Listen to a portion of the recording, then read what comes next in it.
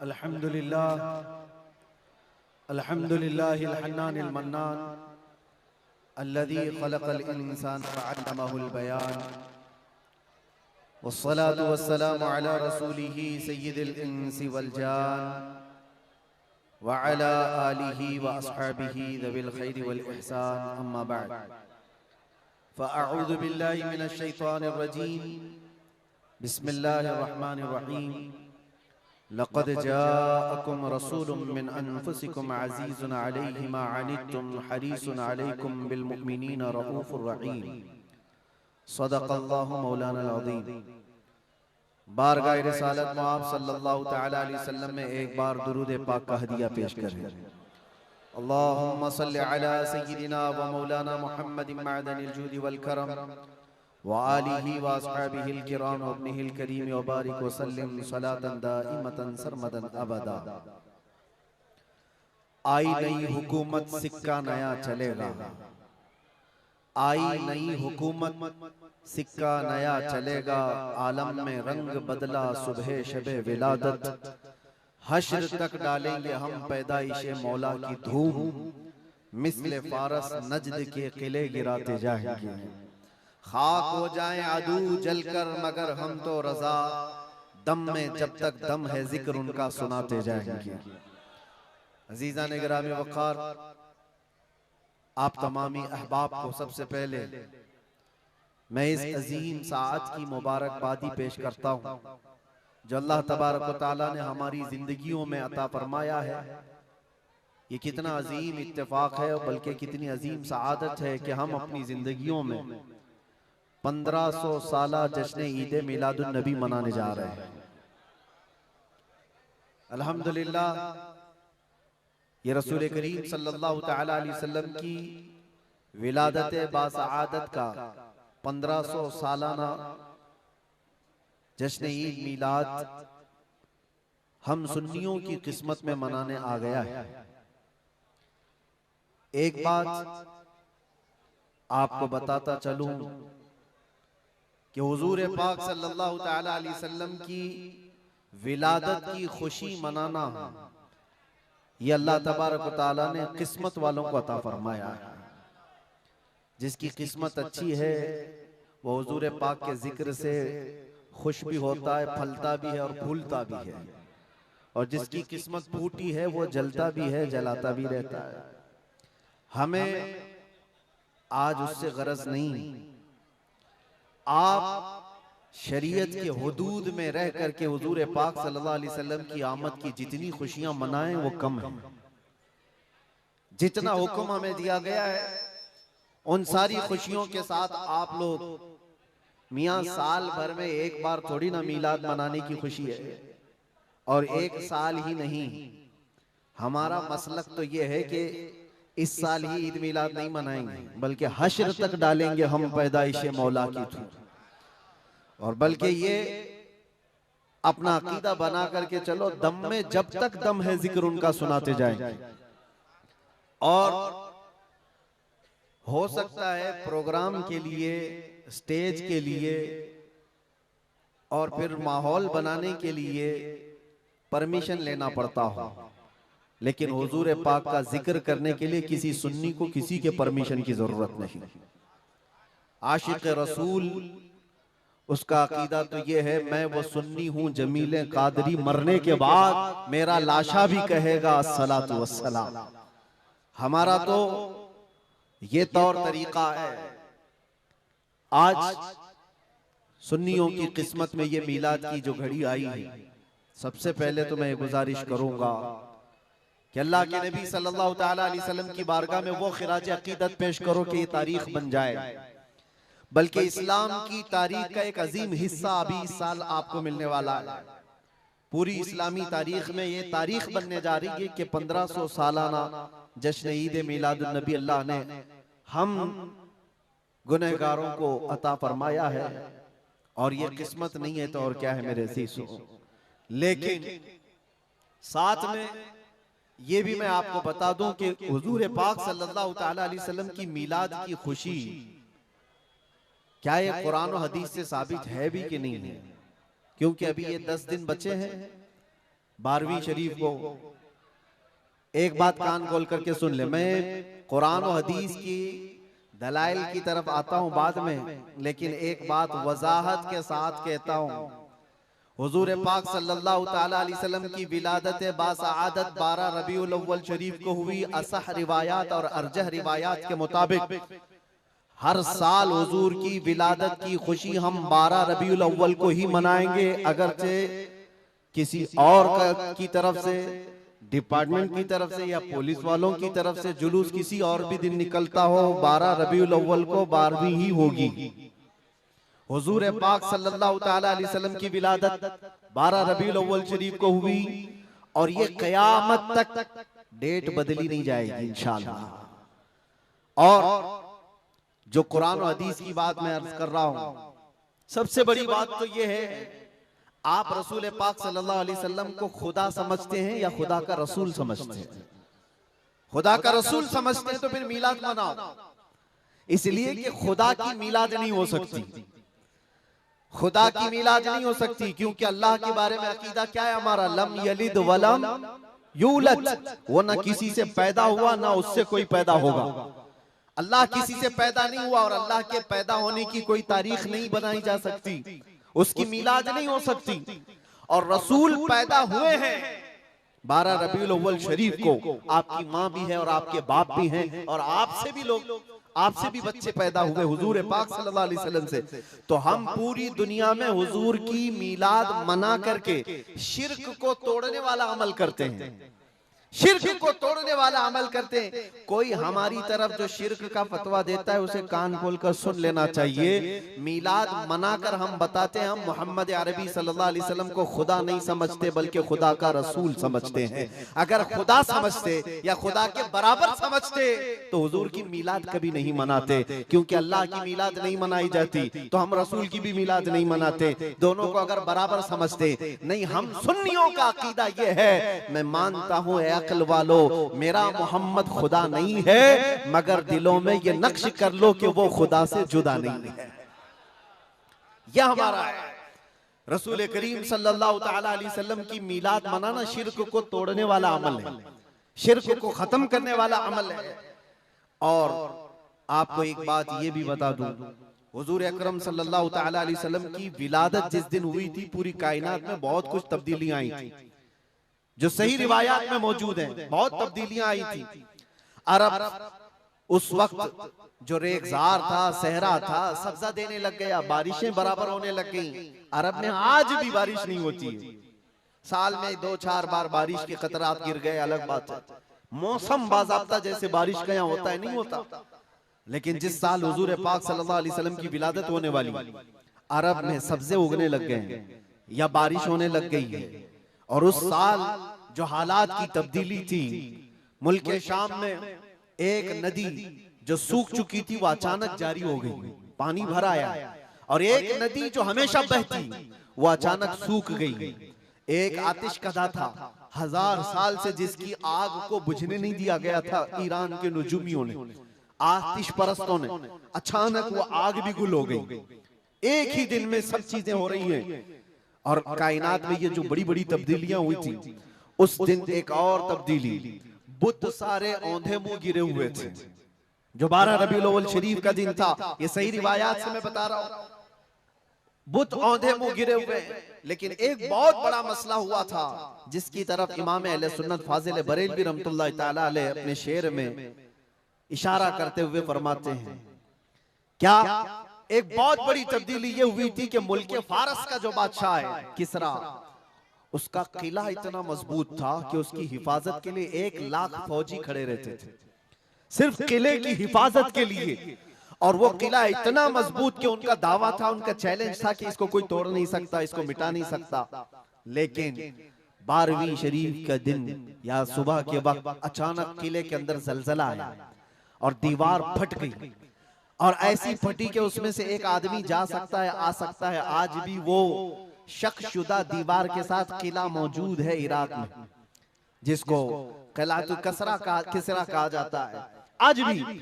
अब आप अंदाजा करें 2000 साल से वो किला आज तक मौजूद है, तो उस वक्त कितना मजबूत रहा होगा। उस वक्त किले के अंदर जलजला आया और तख्त उलट गया, दीवार में दरार पड़ गई, वो दरार आज भी मौजूद है। बादशाह हैरान और परेशान।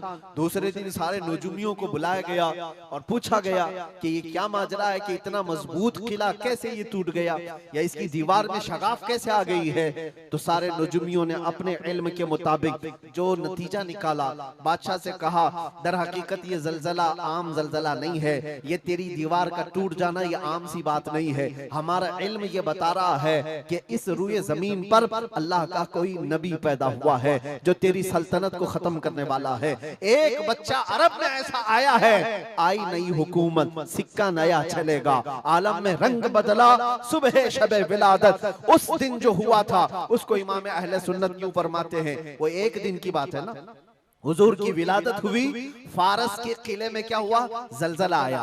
हुजूर की विलादत इधर मक्का में हुई और मुल्क फारस में जलजला आया और किले के अंदर दरार आई। अब सुनो, आला हजरत कहते हैं हश्र तक डालेंगे हम पैदाइश मौला की धूम, यानी कयामत तक हम रसूलुल्लाह की मिलाद का जिक्र धूमधाम से मनाएंगे। इसका असर क्या होगा, फारस में तो देखा था किले में जलजला आ गया था, हुजूर के पैदाइश के जिक्र से ही किला हिल गया था।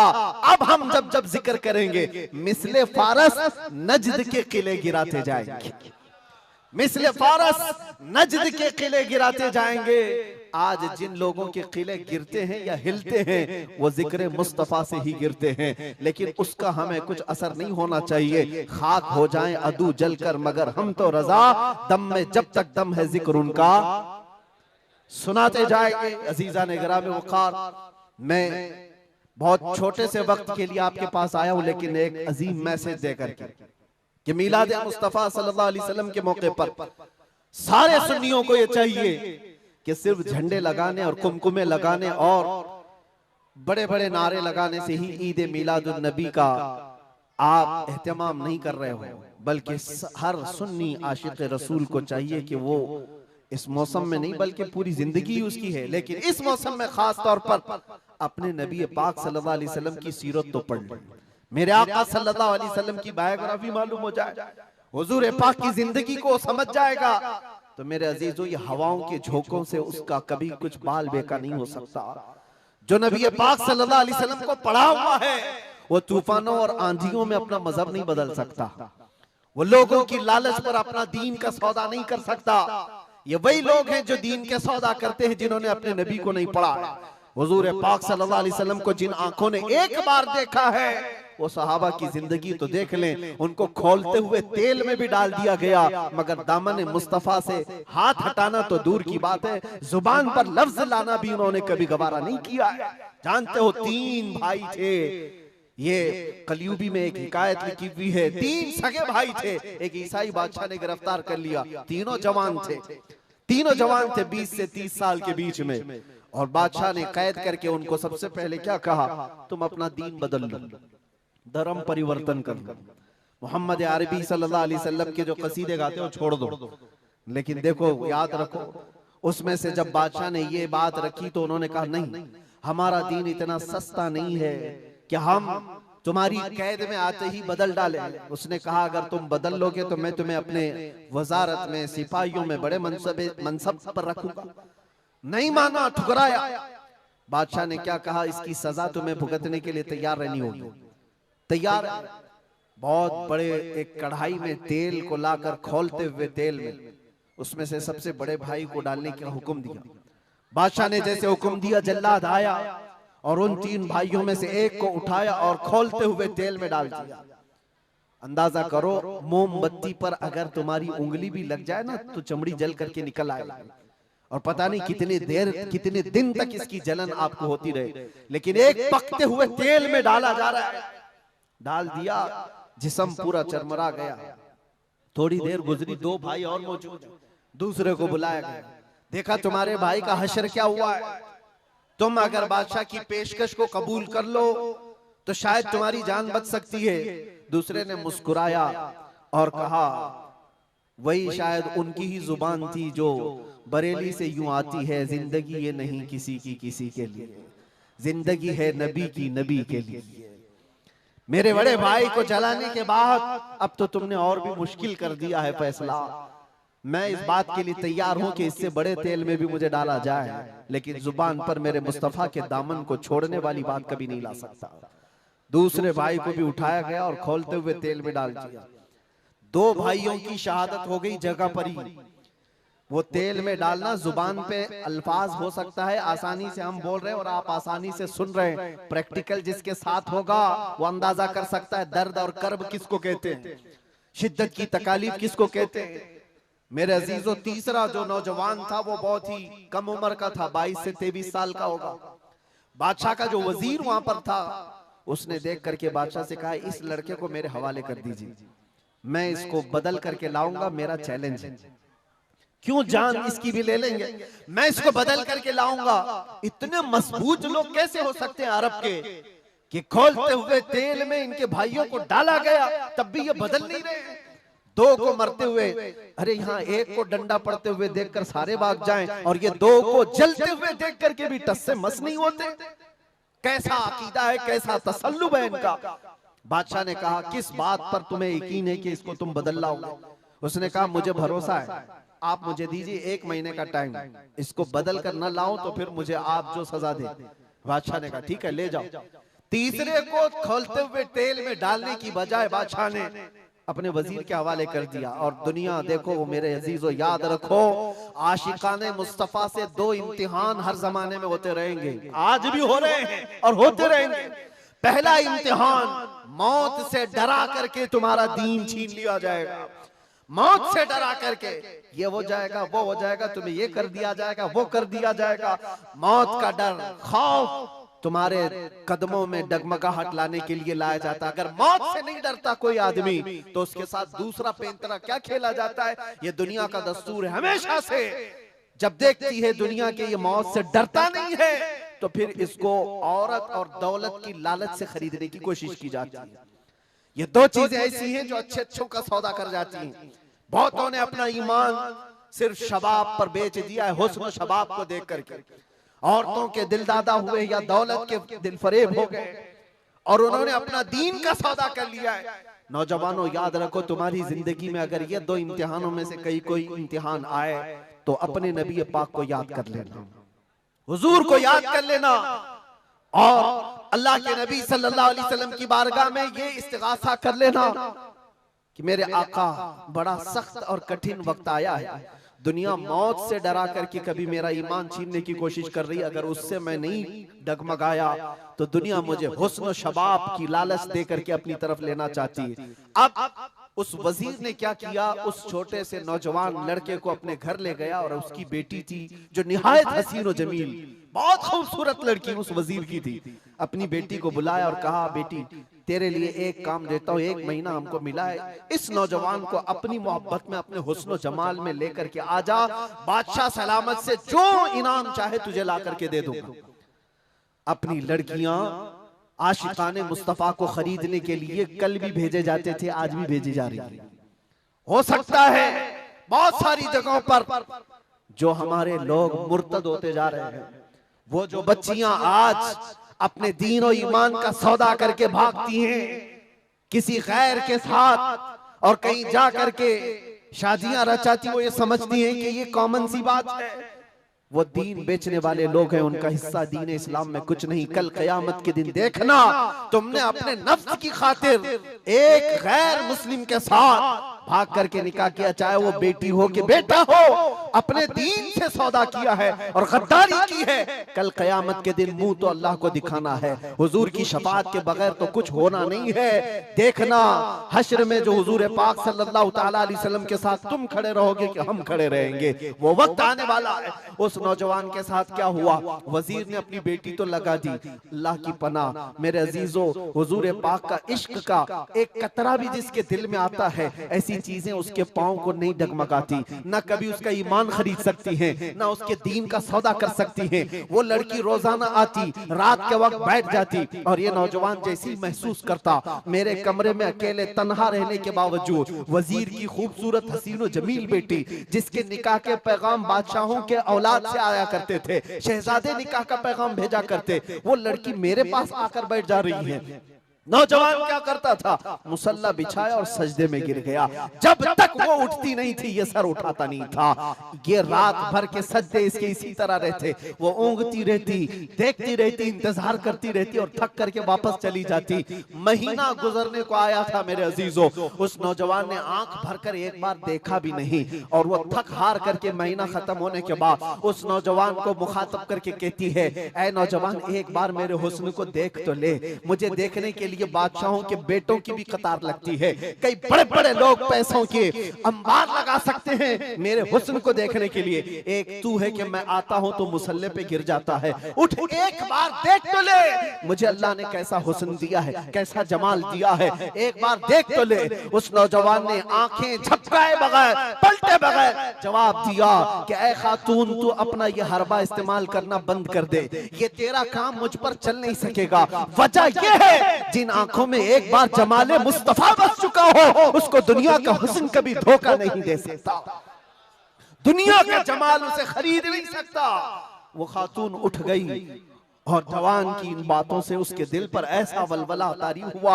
वो खातून कहती है, ऐ नौजवान खड़ा हो जा, मैं तुझे खरीदने नहीं आई, मैं तुझे अपनी दामे फरेब में फंसाने नहीं आई, उठ जा, अब मेरी एक अर्जी सुन ले। नौजवान उठा और पूछा क्या अर्जी है। कहती है कि मैं अब तेरी मोहब्बत में गिरफ्तार हूँ, मैं चाहती हूँ कि तू मेरे दीन में ना आ बल्कि तू अपने दीन में मुझे दाखिल कर ले।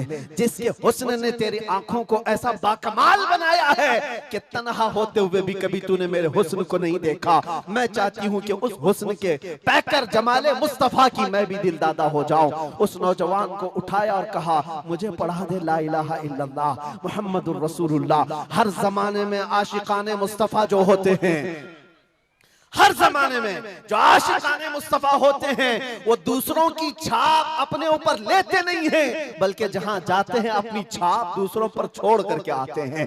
यही होती है जिंदगी आशिकाने मुस्तफा की। उस नौजवान ने उसे कलमे तैयबा पढ़ाया और उस खातून ने कहा, चलो यहाँ से निकलो, कुफरिस्तान से निकल करके हम निकाह करते हैं और साथ जिंदगी गुजारेंगे।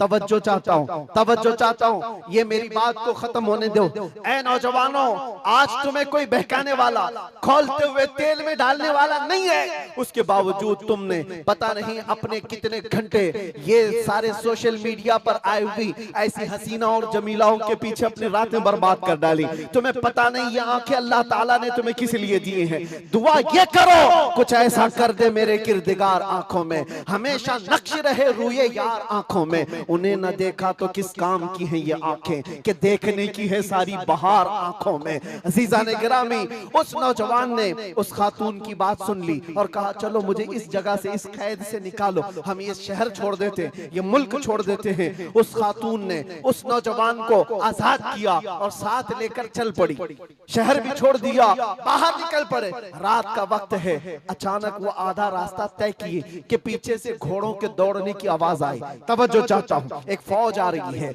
और हिनहिनाने वाले घोड़ों की आवाजें आने लगी। दोनों डर गए। नए लोग हैं, नौजवान लड़का है, नौजवान लड़की है और शहर से भागे हुए हैं, दीन इस्लाम कबूल करके निकले हुए हैं। बादशाह को हो सकता है खबर हो गई होगी, वजीर को पता चल गया होगा कि कैद से निकला हुआ ये फरार मुजरिम हमारा शहर छोड़कर जा रहा है। पूरी फौज आती हुई नजर आ रही थी। ये दोनों एक दरख्त के पीछे ओट पर छुप कर खड़े हो गए। पता नहीं अब इसके आगे क्या होने वाला है, हमें गिरफ्तार कर लिया जाएगा, हो सकता है हमारा भी अंजाम वही होगा जो हमारे दो भाइयों के साथ हुआ। लेकिन इत्तेफाक की बात है, वो घोड़े करीब से करीब आते गए, वो फौज करीब आ गई और जब आ गई तो करीब आकर वो फौज रुक गई। इन्होंने देखा नहीं ये फौज कौन थी, ये लोग कौन थे। दरख्त के पीछे छुपे हुए हैं नौजवान और वो दुशीजा। अचानक आने वाली फौज में से एक गरजती हुई आवाज आती है, नाम लेकर के नौजवान का पुकारा जाता है, ऐ फलां बिन फलां बाहर आ जा, बाहर आ जा। बाहर ये नौजवान आता है तो देखता है बादशाह की फौज नहीं है, वजीर की फौज नहीं है, बल्कि वो दोनों शहीद भाई घोड़े पर सवार है और सारी फौज में रसूलुल्लाह के वो शहीद सहाबा तशरीफ लाए हुए हैं। नारे तकबीर, नारे रिसालत, नारे रिसालत। ये नौजवान घबरा गया और पूछा, मैं अपने भाइयों को देख रहा हूँ, घोड़ों पर सवार हैं। चंद दिनों पहले बादशाह ने खोलते हुए तेल में इनको उड़ेल दिया था, इनके जिस्मों को जला दिया था। ये देख करके आप कपकपी जिस्म पर तारी है, भीगी आंखों से पूछने लगा, बड़े भाई आप लोगों को जला दिया गया था, तेल में खोलते हुए डाल दिया गया था, आप लोग यहाँ कैसे आए? दोनों भाइयों ने कहा, ऐ मारे नन्हे भाई, क्या तूने कुरान की आयत नहीं पढ़ी? वला तक़ूलू लिमन युक़तलु फी सबीलिल्लाहि अमवात, अल्लाह की राह में जो मारे जाएं उन्हें मुर्दा न कहो। नौजवान ने पूछा, तुम्हें दर्द कितना हुआ होगा जब जलाया गया था, खोलते हुए तेल में डाला गया था, कर्ब कैसा था, तकलीफ कैसी थी? तवज्जो चाहता है नौजवानों, इश्क़ मुस्तफा में बर्दाश्त किया हुआ दर्द कुछ नहीं होता है। उन नौजवानों ने कहा, दर्द कौन सा, कर्ब कौन सा, तकलीफ कौन सी? तूने हमें डालते हुए देखा है, खोलते हुए तेल में, जलती हुई चमड़ी देखा है, लेकिन हमें दर्द का एहसास नहीं हुआ, इसलिए कि जिस वक्त जल्लाद हमें तेल में डाल रहा था, सामने तो हमें जमाले मुस्तफा नजर आ रहा था। जहां मुस्तफा का हुस्न हो, फिर दर्द किस बात का, कर्ब किस बात का? इसीलिए तो सहाबा का ये नारा था, या रसूलुल्लाह या रसूलल्लाह कुल्लु मुसीबतिन बादका जुललुन, ऐ अल्लाह के रसूल अगर आप हैं तो फिर हर मुसीबत हल्की है, हर मुसीबत छोटी है। ऐ नौजवानों, दुनिया ने खरीदने की कोशिश की है, लेकिन जो जमाले मुस्तफा का दिल दादा है वो दुनिया के हालात से न बिकता है न झुकता है। अपना मिशन ऐसा बनाओ कि तुम्हें 100-500 रुपए में खरीदे जाने वाली कौम का लक़ब न दिया जाए, बल्कि इकबाल आज से 100 साल पहले कहता था, इकबाल शायर मशरिक, अंग्रेजों ने क्या कहा था हमारे मुतालिक, वो अपने शार में कहा है। अंग्रेज क्या कहते थे? थक गए थे, थक गए थे। आपको क्या पता है हिंदुस्तान की इस आजादी में जितने आज बड़े बुलंद बांग दावे किए जाते हैं, पता है नौजवानों, तारीख याद रखो, 30,000 उलमाए अहले सुन्नत को इन्होंने दिल्ली से लेकर कश्मीर तक हर झाड़ी पर फांसी पे लटकाया हुआ था। 30,000 उलमाए अहले सुन्नत। काला पानी की सजा अंडमान निकोबार में किसको दी गई थी? अल्लामा फजले खैराबादी, इनायत अहमद काकोरवी, जिनकी पीठ की हड्डी तोड़ दी गई थी, खड़े नहीं हो सकते थे। 8-8 साल 10-10 साल तक झुकी हुई कमर के साथ इनको सजाएं दी गई। किफायत अली काफी कौन है जिनको भरे बाजार में चौराहे पर लाकर अंग्रेजों ने फांसी पर चढ़ाया था? जालिमात तारीख भुला देते हैं, या तारीख के चेहरे पर आज मट्टी थोपने की कोशिश की जाती है और हमारे नौजवान है कि याद नहीं रखते हमारी तारीख। या आशिकाने मुस्तफा थे, अंग्रेजों के नाक में अगर किसी ने दम किया था तो वो आशिकाने मुस्तफा की जमात थी, आशिकाने मुस्तफा की जमात थी। किफायत अली काफी को सूली पर चढ़ा रहे थे, लेकिन जानते हो उससे पहले किफायत अली काफी एक आलिम दीन, उस आलिम दीन को गिरफ्तार करने के लिए कितने कुत्ते आए थे? 3,000 अंग्रेजों की फौज ने मिलकर के एक आलिम दीन को गिरफ्तार किया था। हमेशा से यही तारीख रही है, हमेशा से। इसलिए कि पता है कि रसूलुल्लाह सल्लल्लाहु ताला अलैहि वसल्लम का शेर 1-2 के काबू में आ भी नहीं सकता, हमेशा घेर कर मारने की आदत कुत्तों की रही। करबला में भी तो यही हुआ, अकेले इमाम हुसैन के साथ सुबह से लेकर दोपहर तक लड़ते रहे। और आपको पता है एक हुसैनी जवान ने 200 यजीदियों को मार डाला है, एक ने। तारीख खाली मरने वालों की ना बताओ, शहीद होने वालों की नहीं बताओ, ये भी देखो हुसैनियों ने कितनों को सुलाया है। एक हुर बिन यजीद जो एक रात पहले इमाम हुसैन के पास आकर बैत किए थे, एक रात पहले, और उन्होंने दूसरे दिन जंग शुरू की थी तो 120 लोगों को मारा था। आप अंदाजा करो, एक रात का हुसैनी 120 को सुला सकता है, तो अंग्रेज अच्छी तरह जानते हैं जो पैदाइशी हुसैनियों की तरह को सुला सकता है। सब पता है। किफायत अली काफी को 7 दिन तक गिरफ्तार करके उनके जिस्म पर इस्त्री चलाते थे, गरम इस्त्री चलाते थे, और जब चमड़ी जलती थी तो उस पर नमक छिड़कते थे। और किफायत अली काफी को बार बार कहते, फतवा बदल डालो, आ जाओ हमारे वजारत में, हमारा मनसब ले लो, हर महीने पाउंड दिए जाएंगे, बरतानिया के पाउंड। लेकिन आशिक मुस्तफा डॉलर और बरतानिया के पाउंड पर नहीं बिकता, वो हुस्ने मुस्तफा का दिल दादा होता। 8वें दिन जब उनको फांसी पर चढ़ाया गया था, फांसी कोई आम चीज नहीं है मेरे अजीजों, जिसको सामने देख करके चच्चों की हालत खराब हो जाए, लेकिन किफायत अली काफी फांसी को देखकर कहने लगे थे, कोई गुल बाकी रहेगा न चमन रह जाएगा, पर रसूलुल्लाह का दीन हसन रह जाएगा। सब फना हो जाएंगे काफी वो, लेकिन हश्र तक नाम हजरत का जुबानों पर सुखन रह जाएगा, नाम हजरत का जुबानों पर चलन रह जाएगा। फांसी भी दे दी। ये सारे जो मामलात हुए आशिकाने मुस्तफा सल्लल्लाहु अलैहि वसल्लम हर जमाने में आजमाए गए। और मैं कह रहा था, क्या बात, इधर उधर न जाए बात, अंग्रेज मजबूर होकर ये कहने पर आ गए थे, ये फाकाकश मौत से डरता नहीं जरा, ये फाकाकश मौत से डरता नहीं जरा। आशिकाने मुस्तफा ने हर जमाने में लोगों की नाक में दम कर रखा है, तादाद में थोड़ी ही क्यों ना हो, तादाद में थोड़ी क्यों ना हो, लेकिन डर इनको सबसे लगता है। क्या आपने तारीख नहीं देखी? एक बात मैं बताऊं, बॉडी बनाने वाले, मुख्य आजमाई करने वाले, चाहे तुम्हारे पास जितनी भी ताकत हो, ये जिस्मानी ताकत अपनी जगह पर, हमने देखा है व्हील चेयर पर बैठ करके एक खादिम हुसैन लब्बैक या रसूल अल्लाह कहता था, यूरोप की धरती भी हिलने लगती थी। पता ही चलता है जिस्मानी ताकत का कोई असर नहीं होता, इश्क मुस्तफा जहां होता है वो असली ताकत कहलाई जाती है। नारे तकबीर, नारे रिसालत, आशिकाने मुस्तफा, सुभान अल्लाह, सुभान अल्लाह।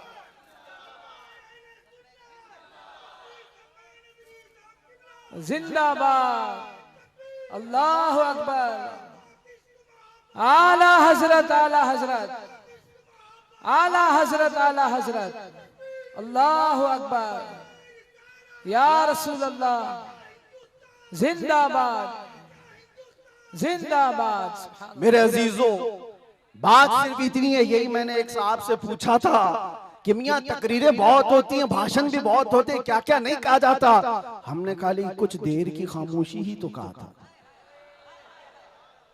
खामोशी कहना क्या इतना बड़ा जुर्म बन गया?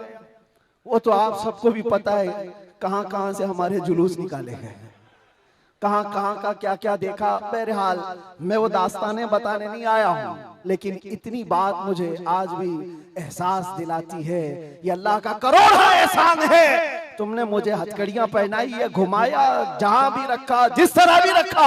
8 महीने क्या 8 साल रखते या 80 साल अगर उम्र होती तो रखते, इससे फर्क नहीं पड़ता।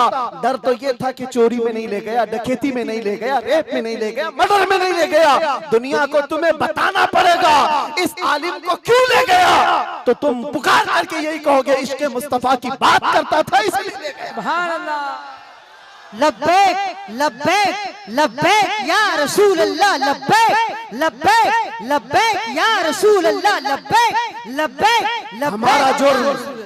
हमारा जुर्म यही तो है, दुनिया को तुम्हें बताना होगा क्या जुर्म किया था, अपनों को भी बताओ और दूसरों को भी बताओ। इसलिए मेरे अजीजों, कई मर्तबा ऐसा हुआ कि हमने अपने साहबों से पूछा भी था कि बात क्या है, छोटी सी बात को इतना ज्यादा क्यों बनाया गया। उन्होंने कहा बात छोटी है, लेकिन हमको ऐसा लग रहा है कि कई सालों से जो मरे हुए वो भी खड़े होने लग रहे हैं, कई सालों से जो सोए हुए हैं वो भी उठने लग रहे हैं। हम नहीं चाहते कि इस तरह का माहौल बन जाए, लेकिन याद रखना मेरे अजीजों, इश्क मुस्तफा पर बात करना, इज्जत मुस्तफा का चर्चा करना, अगर ये जुर्म है तो ये जुर्म मौत तक 1000 बार हम करते रहेंगे, 1000 बार करते रहेंगे, इसलिए कि इससे कोई समझौता नहीं। हाँ, हम कानून के खिलाफ कोई बात नहीं करते।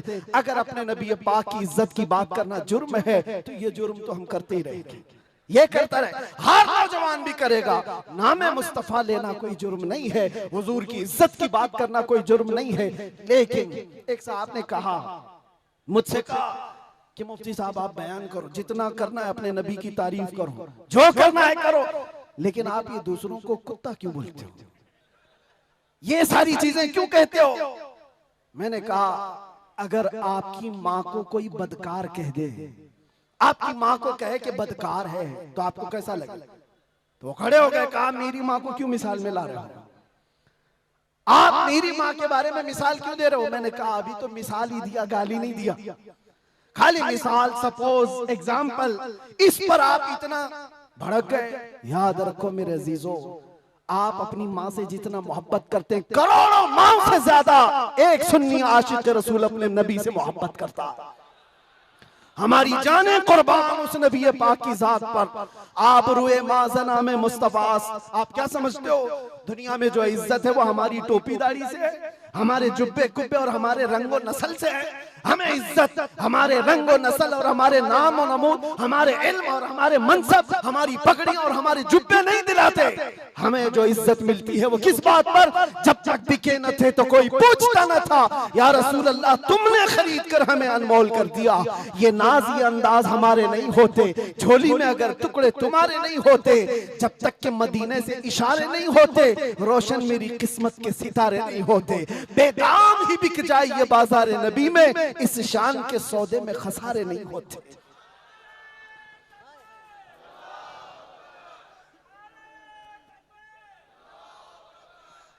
बात मैं अभी खत्म करने आ रहा हूं, बस आप इस बात को अंदाजे में रखो मेरे अजीजों। दुनिया में बहुत आंधियां हैं, बहुत तूफान, और लोग कहते हैं हालात सही नहीं है, हालात सही नहीं है, इसलिए ऐसे चलना चाहिए। हालात तो हुजूर जब ऐलान नबूवत किए थे उस वक्त से लेकर अब तक कभी सही हुए ही नहीं, कभी सही नहीं हुए। क्या बदर में हालात सही थे? उहद में हालात सही थे? खंदक में हालात सही थे? खैबर में हालात सही थे? फतेह मक्का में हालात सही थे? करबला में हालात सही थे?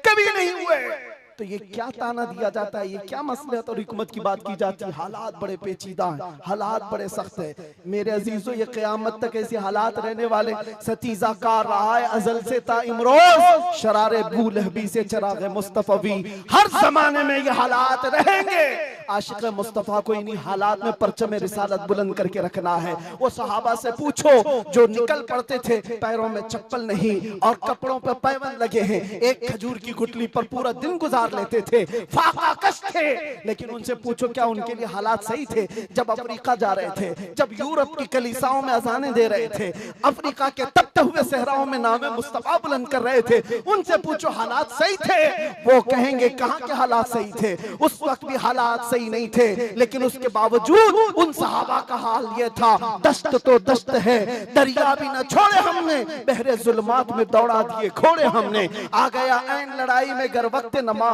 किबला रूहों के ज़मीन बोस हुई कौम हिजाज, एक ही सफ में खड़े हो गए महमूद और अयाज, न कोई बंदा रहा न कोई बंदा नवाज। ये सहाबा का मसलक था, उनका मामूल था। टल न सकते थे, जंग में अड़ जाते थे, पांव शेरों के मैदान से उखड़ जाते थे, हक से सरकश हुआ कोई तो बिगड़ जाते थे। अरे तेग क्या चीज है, हम तोप से भी लड़ जाते थे। अजीजान गिरामी, आप मजबूती पैदा करो नामे मुस्तफा के साथ। आला हजरत की एक बात बड़ी प्यारी लगी, आप बड़े परेशान थे और ये बात मैं आपको बताकर चलूं, जो इस हक रास्ते पर आएगा उसे समझ करके चलना पड़ेगा, कांटों के रास्ते हैं। ऐसा नहीं कि हर जगह फूल सजाए जाएंगे। लोग ये समझते हैं नामों से रिसालत की बात करें और फिर हलवे पराठे खाते रहे और हम नजराने लेते रहे लोगों के यहाँ जाकर के। लोगों को ऐसा लगता है, आज मैं इस बात की वजाहत करता हूं, वल्लाह बिल्लाह तल्लाह, कभी मुझे फकीर की कभी ये ख्वाहिश नहीं होती कि लोग मेरे नाम का नारा लगाएं, कभी नहीं। जो नारा लगे वो मेरे मुस्तफा के नाम का हो। हमारी अपनी कोई इज्जत नहीं है, हमारा इस्तेकबाल करना कहीं पर किसी के लिए वाजिब नहीं। आपकी मोहब्बत सर आंखों पर, लेकिन मैं इसका आशिक नहीं और ना ही इसका ख्वाहिशमंद, ना ही बुलंदो बाला इस्तेकबाल के साथ बड़ी गाड़ियों में आना, ये ताम झाम, कभी मुझे इस चीज की ख्वाहिश नहीं रही। और अगर ऐसी ख्वाहिश होती तो इस गली में आकर के आपसे बयान नहीं कर रहा होता। हमने लाखों का मजमा भी देखा है, लेकिन एक बात है, इस रास्ते पर चलने वाले को ये सोच करके चलना होगा कि आजमाइश होगी और इम्तिहान होगा। कई मर्तबा दौलत से खरीदे जाने की कोशिश की जाएगी, माल और मनसब दे करके, या कभी हुस्न शबाब दे करके, या कभी मौत की धमकी दे करके। ये सारी चीजें हमने देखी हैं अपनी जिंदगी में, बहुत छोटी जिंदगी में मौत की धमकी भी दी गई है। और मुझसे एक आ गया था कि अगर छूट गए तो ये समझ लेना कि दूसरा अवतार मिला है आपको। हम तो खैर अवतार देने वाले तुम नहीं हो, रज़्ज़ाक़ हकीकी अल्लाह रब्बुल इज्जत। जब तक वो न चाहे तुम्हारी सारी कायनात मिलकर के मेरा बाल बेका नहीं कर सकेगी। और अगर अल्लाह तबारक व तआला चाहे तो मच्छर और चूंटी से भी मौत हो सकती है। अल्लाह ना चाहे तो मोदी योगी से भी कुछ नहीं होता। अल्लाह अगर ना चाहे, अल्लाह अगर ना चाहे फिरौन और नमरूद से भी कुछ नहीं होता। और अगर अल्लाह चाह ले तो मच्छर से नमरूद भी मर सकता है और पानी से फिरौन भी हिलाक हो सकता है। हमारा अकीदा ये है, हमें उस बात का डर नहीं है। हमारी जिंदगी जब तक लिखी हुई है वो रहेगी और मौत आनी है तो आनी है।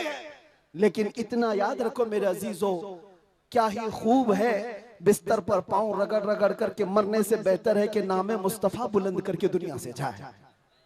बुज़दिलों के साथ जाने से बेहतर है आशिकों की जमात में जाए।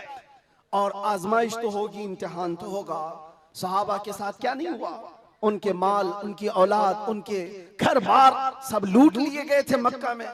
आजमाइश ऐसी थी कि वो पूरा पूरा दिन एक खजूर की गुठली पर गुजारा करते थे। और जंगें ऐसी उन पर मुसल्लत कर दी गई थी कि उनको अमन नाम की कोई चीज ही नहीं मिलती थी। हर घड़ी एक जंग से निकले दूसरी जंग, दूसरी से तीसरी। हुजूर पाक की वफादारी के साथ इम्तिहान तो होगा।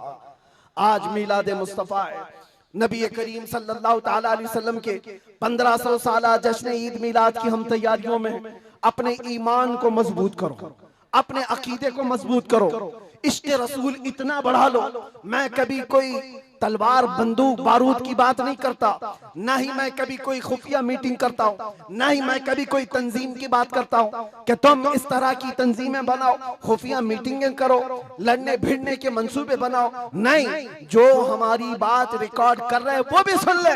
मैंने कभी नौजवानों को लड़ने भिड़ने के लिए तैयारियां करने की कभी बात नहीं की। अरे मियाँ, मैं तो ब्लेड और चाकू की भी बात नहीं करता, प्लास्टिक की भी नहीं बात करता। मैं सिर्फ ये चाहता हूँ सर से लेकर पैर तक इश्क़ मुस्तफा में ऐसे ढल जाओ जिस गली से गुजरो मदीने की खुशबू आने लगे। तुम्हारा चलना फिरना कई कीड़ों की मौत का सबब बन जाएगा। आपको किसी हमले की जरूरत नहीं, आपको किसी पर अटैक करने की जरूरत नहीं। अपने दिल के अंदर इश्क़ मुस्तफा ऐसा बिठाओ, ऐसा बिठाओ। हमने देखा है मेरे अजीजों, हमने तन्हाई में बैठ के भी दिन गुजारे हैं और कई ऐसों के बीच में भी बैठ के दिन गुजारे हैं। हमारी अपनी तारीफ के लिए नहीं कह रहा, जहां ऐसे क्रिमिनल लोगों के बीच बैठते थे जो 20-20 साल से क्राइम में मुब्तला हैं, छोटे मोटे नहीं, मर्डर भी, रेप भी, ड्रग्स भी, सब उनके बीच बैठ करके देखा है। जब हुजूर पाक की बात की जाती है तो उनकी आंखों में भी आंसू आते हुए देखा है और तौबा करते हुए भी देखा है, रमजान में तरावी पढ़ते हुए भी देखा है। मैंने ये महसूस किया है दुनिया का एक ही इलाज है, इस उम्मत का एक ही इलाज है, वो मेरी बात का आखिरी हिस्सा है। इस दुनिया का एक ही इलाज है कि मोहम्मद से वफा तूने तो हम तेरे हैं, ये जहां चीज है क्या लौह कलम तेरे हैं। लब्बैक या रसूल अल्लाह, या अल्लाह या रहमान या रहीम, दिल माराकुल मुस्तकीम बिहक़्क़ि इय्याका नअबुदु व इय्याका नस्तईन। मालिक व मौला परवरदिगारा करीमा कारसाज़ा, तेरी दी हुई तौफीक से हमने जो कुछ भी पढ़ा और जो कुछ भी बयान किया और सुना, सब पर हमें अमल की तौफीक अता फरमा। हमारे इस जलसे पाक को अपनी बारगाह में शरफ़ कबूलियत अता फरमा। ए रब्बे करीम, इस जलसे ईद मिलादुन नबी को हमारी नजात का ज़रिया बना दे, हमारी बख्शिश का सामान बना दे। ए अल्लाह, हम सब के गुनाहों का कफ़ारा बना दे। जितने बच्चे, बूढ़े, जवान, मर्द, ख़वातीन इस जलसे पाक में हाजिर है मौला, इस जलसे से निकलने से पहले सबकी बख्शिश का ऐलान फरमा दे। अल्लाह, नाम मुस्तफ़ा के लिए हाजिर आए हुए ये चेहरे हैं, इश्क़ मुस्तफ़ा की भीख मांगते मौला, हमारे दिलों से हुब्बे दुनिया को ख़त्म फरमा दे, हमारे दिलों पर दूसरों का रौब और खौफ ख़त्म फरमा दे। अल्लाह करीम, इस दिल को तेरे दरबार में पेश करते इसमें इश्क़ मुस्तफ़ा अता फरमा दे। अल्लाह, हमारा दिल धड़कता रहे तो तेरे नबी पाक के नाम से धड़कता रहे। हम सबको नामों से मुस्तफ़ा के सिपाहियों में शुमार फरमा। अल्लाह, इस पूरे इलाके को मरकज़ इश्क़ रसूल बना दे। अल्लाह, हमारी नस्लों में क़यामत तक आशिकाने मुस्तफ़ा पैदा फरमा। हमारी औलाद को, हमारी नस्लों को, हमारे ख़ानदान को बदअक़ीदा और गुमराह होने से महफूज फरमा। या रब्बल आलमीन, या अकरमल अकरमीन, जिस तरह इन्होंने इस जलसे को सजाया है, इनको और हम सबको हमारी कब्रों को सजाने की तौफ़ीक़ अता फरमा। अल्लाह, हम सब की कब्रों को रोशन फरमा दे, या रब्बल आलमीन, या अकरमल अकरमीन, हमारी माओं, बहनों, बच्चियों, बेटियों, बहुओं, बीवियों, सबको हमने तेरे हवाले कर दिया। उनकी इज्जतों की हिफाजत फरमा। ऐ अल्लाह, ऐ करीम खुदा, हम सब में जो बीमार हैं उन्हें शिफा अता कर दे, जो भी औलाद है उन्हें साहब औलाद बना दे, और जो कर्ज में डूबे हुए उनके कर्जों में आसानियां अता कर दे। ऐ अल्लाह, जो बेरोजगार है उन्हें हलाल रोजियां अता फरमा, जो नाहक मुकद्दमे और जेलों में हो उनको आज़ाद फरमा दे। ऐ करीम खुदा रहमान रहीमीन, मौला तेरे दरबार में आखिर में ये इल्तिजा है, न जाने ये आंखें कब हमेशा के लिए बंद हो जाए। इन आंखों के बंद होने से पहले एक बार तेरे हबीब पाक के चेहरे की जियारत नसीब फरमा। ऐ अल्लाह, दुनिया में हर आफत से बचाना मौला, उखबा में न कुछ रंज दिखाना मौला, बैठे जो दरे पाक पैगंबर के हुजूर ईमान पे उस वक्त उठाना मौला। कुछ ऐसा कर दे मेरे किरदगार, आंखों में हमेशा नक्श रहे रूए यार आंखों में। उन्हें न देखा तो किस काम की हैं ये आंखें, कि देखने की है सारी बहार आंखों में। ऐ अल्लाह, हमारी दुआओं को तेरे हबीब पाक के नालैन के सदक़े कबूल व मकबूल फरमा। इन्नल्लाह व मलाइकतहु युसल्लूना अलन नबी या अय्युहल्लज़ीना आमनू सल्लू अलैहि व सल्लिमू तस्लीमा। अल्लाहुम्मा सल्लि अला सय्यिदिना मुहम्मदिन मअदनिल जूदि वल करम व आलिहि व अस्हाबिहिल किराम व इब्निहिल करीम व बारिक व सल्लिम। दअवाहुम फीहा सुब्हानक अल्लाहुम्मा व तहिय्यतुहुम फीहा सलाम व आखिरु दअवाहुम अनिल हम्दुलिल्लाहि रब्बिल आलमीन। जब दमे वापसी हो या अल्लाह, जब दमे वापसी हो या अल्लाह, लब पे जारी हो बस ला इलाहा इल्लल्लाहु मुहम्मदुर रसूलुल्लाह। एक ऐलान मेरी तरफ से, जुलूस ईद मिलादुन नबी सल्लल्लाहु अलैहि वसल्लम आएगा तो है नौजवानों, पूरी दुनिया आपको देख रही होगी।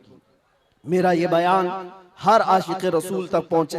पूरी दुनिया उस वक्त आपके चलने फिरने के अंदाज को देख रही होगी। बड़े बड़े डीजे लाना और उस पे गानों की धुन की तरह थिरकना इस्लाम में हराम है, हराम है, हराम है। और एक हराम काम से अपने नबी पाक की मिलाद नहीं मनाई जा सकती। याद रखो, तुम अगर अपना इंटरटेनमेंट करना चाहते हो तो किसी और जगह जाकर करो, मिलाद मुस्तफ़ा को बर्बाद ना करो। मेरी ये गुजारिश है हर नौजवान को, आप सुन्नत मुस्तफ़ा सल्लल्लाहु अलैहि वसल्लम में मलबूस हो जाए और खूब खुशबू लगाए, खूब खैरात करे, और नारे भी हो, हुजूर की नातें भी हो सब जगह। लेकिन डीजे के जरिए से या उस दिन नशा करके दूसरों को तकलीफ पहुंचाना और अपने जिस्म को तकलीफ पहुंचाना अल्लाह के नबी सल्लल्लाहु अलैहि वसल्लम को ईजा देने के बराबर है। हुजूर तो ये फरमाते हैं, तुम्हारे तलवों में कांटा भी चुभे तो उसका दर्द मुझे होता है। आप अंदाजा करो, उम्मत मुस्तफ़ा हो और हुजूर पाक को ईजा देना और दर्द देना आपका मजहब नहीं हो सकता।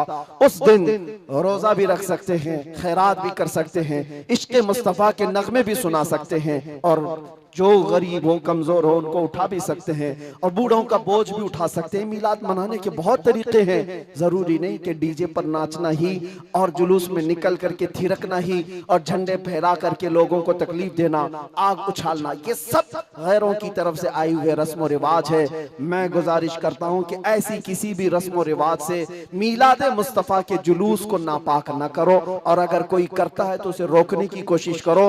तुम अपने बाप का इस तरह मना लेना या तुम्हारे बेटे का कर लेना, मगर मुस्तफ़ा करीम के मिलाद को नापाक होने नहीं देना। इंशाअल्लाह जुलूस ईद मिलाद 1500 साल जो आ रहा है उसको इस तरह से मनाएंगे कि इश्क़ मुस्तफ़ा की खुशबू हर गली कूचे में हम पहुंचाएंगे इंशाअल्लाह। लब्बैक या रसूल अल्लाह, लब्बैक या रसूल अल्लाह, लब्बैक या रसूल अल्लाह।